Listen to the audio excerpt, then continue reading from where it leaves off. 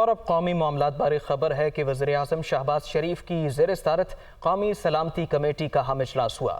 دہشت گردی کی لعنت کے خاتمے کے لیے ہمہ جہت آپریشن شروع کرنے کی منظوری دی گئی ہے۔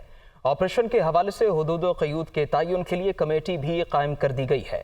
اعلامیے میں کہا گیا کہ دہشت گردوں کو بلا روک ٹوک نقل و حرکت کی اجازت دینے اور اعتماد سازی کے نام پر جیلوں سے رہائی دینے سے امن و استحکام متاثر ہوا ہے۔ رپورٹ دیکھیے۔ قومی سلامتی کمیٹی کا اہم اجلاس دہشت گردی کی حالیہ لہر ٹی ٹی پی کے ساتھ نرم گوشہ اور عدم سوچ بچار پر مبنی پالیسی کا نتیجہ قرار دہشت گردوں کو بلا روک ٹوک نقل و حرکت کی اجازت اعتماد سازی کے نام پر جیلوں سے رہائی سے امن و استحکام متاثر ہوا۔ دہشت گردی کی لعنت کے خاتمے کے لیے جامع آپریشن شروع کرنے کی منظوری، آپریشن کی حدود و قیود طے کرنے کے لیے کمیٹی قائم۔ اعلیٰ سطح کمیٹی 2 ہفتے میں سفارشات دے گی۔ اجلاس کی سوشل میڈیا پر بیرونی سپانسرڈ زہریلا پروپیگنڈا پھیلانے کی مذمت، اعلامیہ جاری۔ قومی سلامتی کمیٹی کا اجلاس وزیر اعظم شہباز شریف کی زیر صدارت ہوا۔ چیئرمین جوائنٹ چیف سمیت تینوں مسلح افواج کے سربراہان، اطلاعات، دفاع، خزانہ، خارجہ اور داخلہ کے وزراء شریک ہوئے۔ اجلاس میں 4 وزرائے اعلیٰ بھی خصوصی طور پر شریک تھے۔ اجلاس میں ملک کی سیکیورٹی اور معاشی صورتحال پر غور کیا گیا، جبکہ وزیر خزانہ اسحاق ڈار نے شرکا کو بریفنگ دی۔ D G I S I نے بھی سیکیورٹی صورتحال اور دہشت گردی کے خلاف کارروائیوں پر بریفنگ دی۔ قوم کو پائیدار امن فراہم کرنے کے لیے سیکیورٹی فورسز کی قربانیوں اور کاوشوں کا اعتراف کیا گیا اور دہشت گردی کے خاتمے تک کارروائیاں جاری رکھنے کے عزم کا اعادہ کیا گیا۔ کمیٹی نے دہشت گردی کی حالیہ لہر کو ٹی ٹی پی کے ساتھ نرمی برتنے کا شاخسانہ قرار دیا۔ کہا کہ خطرناک دہشت گردوں کی واپسی سے ملک میں امن و امان منتشر ہوا۔ اجلاس میں سوشل میڈیا پر اداروں اور ان کے سربراہان کے خلاف زہریلے پروپیگنڈے کی مذمت کرتے ہوئے کہا گیا کہ اس سے قومی سلامتی متاثر ہوتی ہے۔ سپریم کورٹ میں پنجاب اور کے پی انتخابات پر از خود نوٹس جسٹس اطہر من اللہ نے تفصیلی نوٹ جاری کر دیا۔ نوٹ میں کہا سپریم کورٹ سمیت تمام اداروں کو اپنی انا ایک طرف رکھ کر آئینی ذمہ داریاں نبھانا ہوں گی۔ عدالت کو سیاسی جماعتوں سے متعلقہ مقدمات میں از خود نوٹس اختیار استعمال کرنے میں بہت احتیاط برتنی چاہیے۔ پنجاب اور کے پی کے انتخابات از خود نوٹس کیس کا معاملہ، جسٹس اطہر من اللہ کا 25 صفحات پر مشتمل تفصیلی نوٹ جاری۔ انتخابات از خود نوٹس کیس اکثریتی ججز نے 4-3 سے مسترد کیا۔ جسٹس منصور جسٹس جمال مندوخیل کی رائے سے متفق ہوں۔ عدالت کو سیاسی تنازع سے بچنے کے لیے فل کورٹ کی تشکیل کی تجویز دی۔ جسٹس اطہر من اللہ کا نوٹ۔ تفصیلی نوٹ میں جسٹس اطہر من اللہ نے کہا ہے کہ سیاستدان مناسب فورم کے بجائے عدالت میں مقدمات لانے سے ہارتے یا جیتتے ہیں۔ اس درخواست پر کارروائی شروع کر کے پولیٹیکل سٹیک ہولڈرز کو عدالت پر اعتراض اٹھانے کی دعوت دی گئی۔ تحریک انصاف کی درخواست پر کارروائی شروع کرنا قبل از وقت تھا۔ جسٹس اطہر من اللہ نے نوٹ میں قاسم سوری رولنگ کیس کا بھی حوالہ دیا۔ کہا آرٹیکل 63A کی تشریح کے دور رس نتائج مرتب ہوئے۔ جسٹس اطہر من اللہ کا نوٹ میں کہنا ہے کہ پی ٹی آئی کے اسمبلی سے استعفوں کی وجہ سے سیاسی بحران میں اضافہ ہوا۔ دونوں صوبوں میں انتخابات نہ کرانے پر متعلقہ ہائی کورٹ سے رجوع کیا گیا، تاہم ہائی کورٹس میں کیس زیر التوا تھا۔ اس کے باوجود سو موٹو لیا گیا۔ ہائی کورٹس کی صلاحیت پر شک کرنے کی کوئی وجہ نہیں بنتی۔ جسٹس منصور جسٹس جمال مندوخیل کی رائے سے متفق ہوں۔ فل کورٹ کی تشکیل سے عوامی اعتماد قائم رہتا۔ سماج سے معذرت کی، نہ ہی بینچ سے الگ ہونے کی کوئی وجہ تھی۔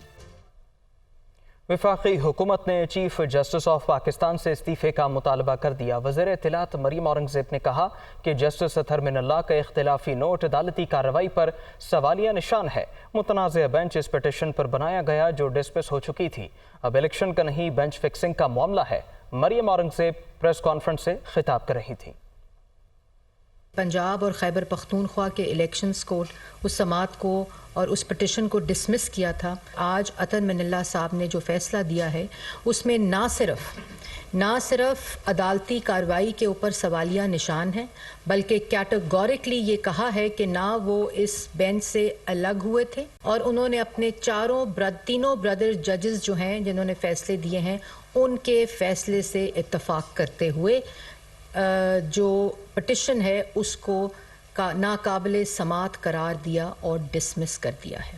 ایک ڈسمس شدہ پٹیشن کے اوپر چیف جسٹس آف پاکستان نے 3 ممبر بینچ بنایا۔ جب کوئی پٹیشن ہی نہیں ہے تو سماعت کس چیز کی؟ سیاسی جماعتیں الیکشن سے بھاگتی نہیں ہوتی۔ یہ الیکشن کا معاملہ نہیں رہا، یہ اب اس بینچ فکسنگ کا معاملہ ہے یہ اب اس عدالتی سہولت کاری کا معاملہ ہے جو آج اطہر من اللہ صاحب نے جس پر سوالات اٹھائے ہیں۔ اگر کسی فیصلے پہ سپریم کورٹ کی اکثریت تقسیم ہو اور اقلیتی فیصلے کو مان کر اس پہ بینچ بنا کر اس کا فیصلہ دے دیا جائے تاکہ ایک شخص کی، ایک لاڈلے کی، ایک فورن ایجنٹ کی، ایک آئین شکن کی سہولت کاری ہو تو یہ قابل قبول نہیں ہے۔ جس جماعت کے کہنے پہ از خود نوٹس اس کیس کا لگایا، اس پٹیشن کا لگایا جو پٹیشن ڈسمس ہو گئی تھی، ان کو سننا۔ وہ 13 جماعتیں جو رائٹ سائڈ پہ بیٹھی ہیں ان کو نہیں سننا۔ اختیارات کا ناجائز استعمال، آئین کی اپنی مرضی کے مطابق تشریح قبول نہیں کی جا سکتی۔ ناقابل سماعت کیس کا بینچ بنا کر فیصلہ قبول نہیں کیا جا سکتا۔ یہ چیف جسٹس آف پاکستان کے اختیارات کا معاملہ ہے، یہ آئین کی تشریح کا معاملہ ہے جو ایک کے لیے معطل نہیں ہو سکتا اور دوسرے کے لیے لاگو نہیں ہو سکتا۔ اس کے بعد چیف جسٹس آف پاکستان کی اپنی جو پوزیشن ہے وہ متنازع ہو گئی ہے، ان کو سٹیپ ڈاؤن کرنا چاہیے۔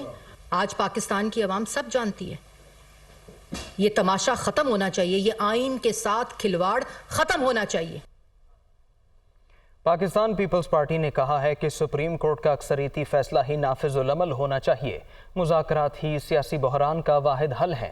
تمام اسمبلیوں کے انتخابات بیک وقت اور آئینی مدت میں ہی ہونے چاہیے۔ تاخیر برداشت نہیں کی جائے گی۔ اسلام آباد سے خصوصی رپورٹ۔ پیپلز پارٹی کی کور کمیٹی کا اجلاس، سپریم کورٹ کے اکثریتی کی بجائے اقلیتی فیصلے کو مسلط کرنا سیاسی بحران کی سب سے بڑی وجہ قرار۔ تمام اسمبلیوں کے انتخابات بیک وقت اور آئینی مدت میں ہی ہونا چاہیے۔ تاخیر برداشت نہیں کی جائے گی، اعلامیہ جاری۔ پاکستان پیپلز پارٹی کی کور کمیٹی کا اجلاس سابق صدر آصف علی زرداری اور چیئرمین بلاول بھٹو زرداری کی مشترکہ صدارت میں ہوا۔ اجلاس کے بعد جاری اعلامیے میں کہا گیا ہے کہ مذاکرات کے دروازے بند کرنا مسئلے کا کوئی حل نہیں۔ موجودہ سیاسی بحران کو مذاکرات کے ذریعے ہی حل کیا جا سکتا ہے۔ تمام اتحادی جماعتوں سے رابطے اور مشاورت سے مشترکہ لاہ عمل مرتب کیا جائے گا۔ اعلامیے میں کہا گیا ہے کہ موجودہ سیاسی بحران کی سب سے بڑی وجہ اکثریتی فیصلے کو مسترد کر کے اقلیتی فیصلہ مسلط کرنا ہے، جو کہ قانونی، اخلاقی اور سیاسی لحاظ سے درست نہیں۔ اقلیتی فیصلے پر نظر ثانی کی ضرورت ہے، تاہم عدلیہ کا وقار اور احترام کسی بھی صورت مجروح نہیں ہونا چاہیے۔ ضرورت اس بات کی ہے کہ عدلیہ اپنے متنازع فیصلوں کو فوری طور پر حل کرے۔ سپریم کورٹ کا اکثریتی فیصلہ ہی نافذ العمل ہونا چاہیے۔ فواد چودھری نے کہا ہے کہ 8 جج کہہ چکے ہیں کہ بینچ بنانا چیف جسٹس کا اختیار ہے۔ مریم اورنگزیب نے مریم نواز کی خوشنودی کے لیے نیوز کانفرنس کی۔ خوش آمدی ہی بیڑا غرق کرواتے ہیں۔ حکومت نے الیکشن کے لیے پیسے ٹرانسفر نہ کیے تو وزیر اعظم توہین عدالت میں ڈسکوالیفائی ہو سکتے ہیں۔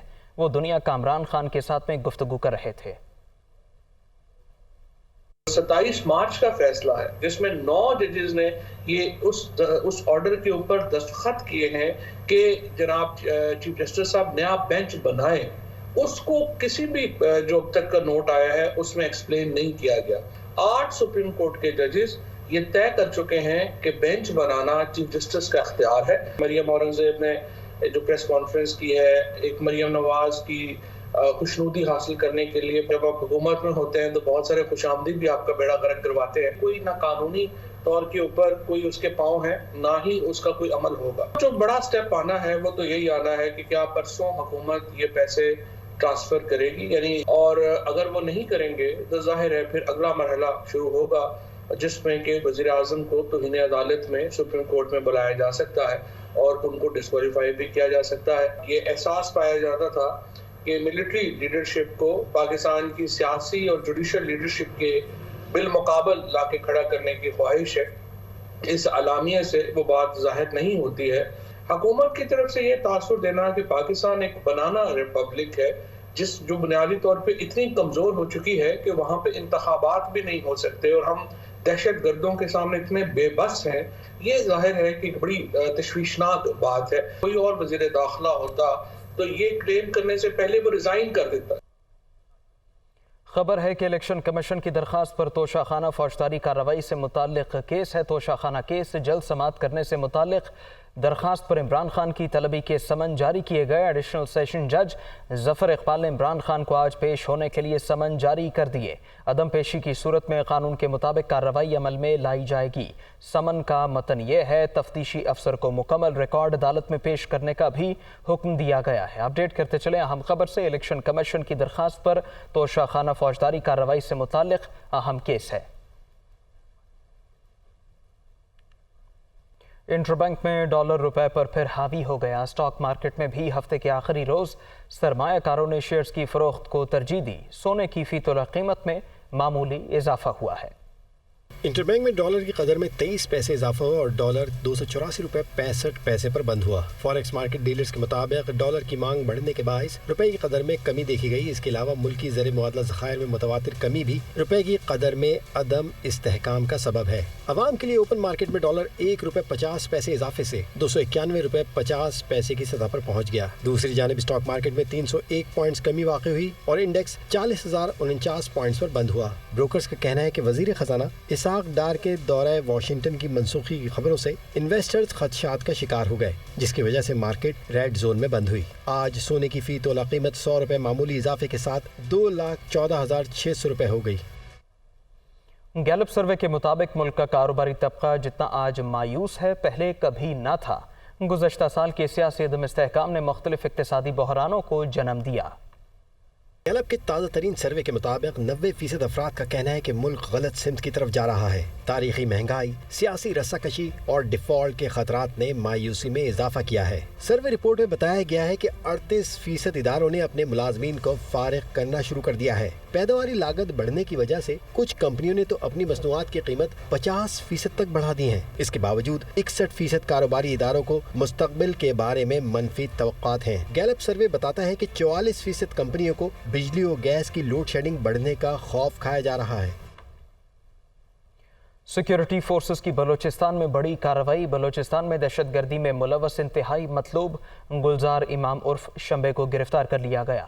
ISPR کے مطابق گلزار امام بلوچستان کے متعدد علاقوں میں سیکیورٹی فورسز پر حملوں کا ماسٹر مائنڈ تھا۔ سیکیورٹی فورسز کا ہائی پروفائل کامیاب انٹیلیجنس آپریشن، انتہائی مطلوب دہشت گرد گلزار امام عرف شمبے گرفتار۔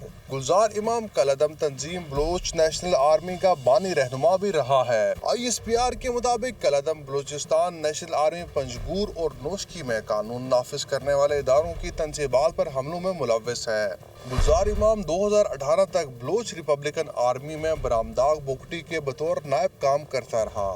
گلزار امام کا بلوچ راجی آجوئی سانگر یا براس کی تشکیل میں بھی اہم کردار رہا اور وہ اس کا آپریشنل سربراہ رہا ہے۔ گلزار امام کے افغانستان اور بھارت کے دورے بھی ریکارڈ پر ہیں۔ ISPR کے مطابق دہشت گرد گلزار کے دشمن انٹیلیجنس ایجنسیوں کے ساتھ روابط کی چھان بین جاری ہے۔ گلزار امام شمبے کی گرفتاری BNA کے ساتھ ساتھ دیگر عسکریت پسند گروپوں کے لیے بھی ایک سنگین دھچکا ہے۔ عسکریت پسند کی گرفتاری سے دہشت گردی کو جڑ سے اکھاڑ پھینکنے کے لیے فورسز اور انٹیلیجنس ایجنسیوں کی صلاحیت اور عزم ظاہر ہوتا ہے۔